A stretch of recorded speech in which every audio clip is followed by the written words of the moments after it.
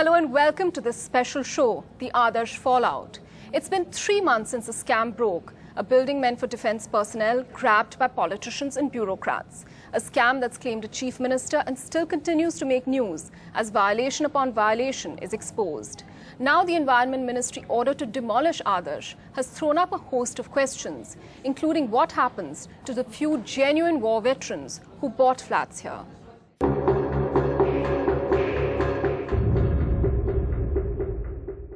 Joining us tonight, Maharashtra's Minister of State for Housing, Sachin Ahir, Kargil hero, Lieutenant Colonel R.K. Singh, who bought a flat in Adarsh, RTI activist Yogacharya Anandji, who was instrumental in exposing the scam, and co-convener of NGO Agni, Jerson Dakuna. Thank you all for joining us. But first, let's take a look at the fallout of the Adarsh scam. A towering real estate scam, an unraveling political conspiracy, and a home lost to a few genuine buyers. The Union Ministry of Environment has asked the Adarsh apartments to be demolished in 3 months. 104 flats in this 31-story building in Mumbai's most sought-after neighborhood, Colaba. A construction in which every clearance is suspected to have been granted against the law by politicians, bureaucrats and defense personnel. 6 months after it was ready, Adarsh now lies vacant, its water and power supply cut off, waiting for bulldozers to move in. Surprisingly, groups at the forefront of exposing the scam feel demolition is a waste of a ready building. I am personally against any destruction because in today's world, it's very complicated to create something. So why destroy something which is already created? Why not put it to the right use? By taking this extreme stand, it seems the Environment Ministry wants to make an example out of Adarsh. Also send out the message that the UPA will be stern in corruption cases. Now it emerges, a few members of the society who have no connection with the scam have become scapegoats. Like Colonel R.K. Singh, one of the few genuine Kargil heroes in the society, in whose name Adarsh sought benefits and clearances. The Honorable Minister of Environment had 3 options with him.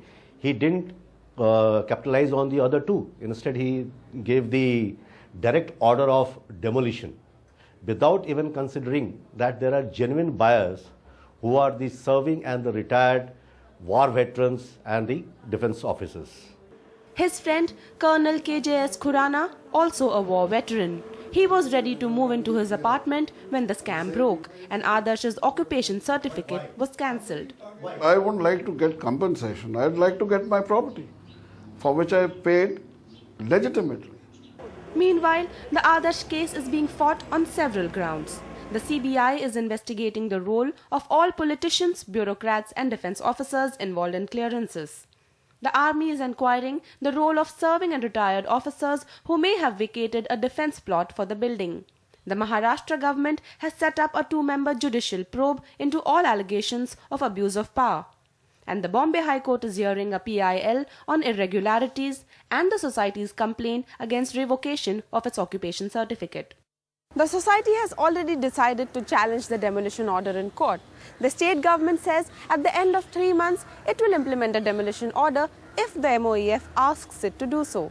The real test of the authorities will be seen only when they actually pick up the hammer. The matter does not end there. If the probes reveal Adarsh is indeed built on grabbed defense land, the Maharashtra government will be in a tight spot.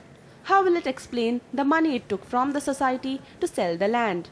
And how will it undo crucial government orders that asked a road to be narrowed and a public ground to be notified residential area?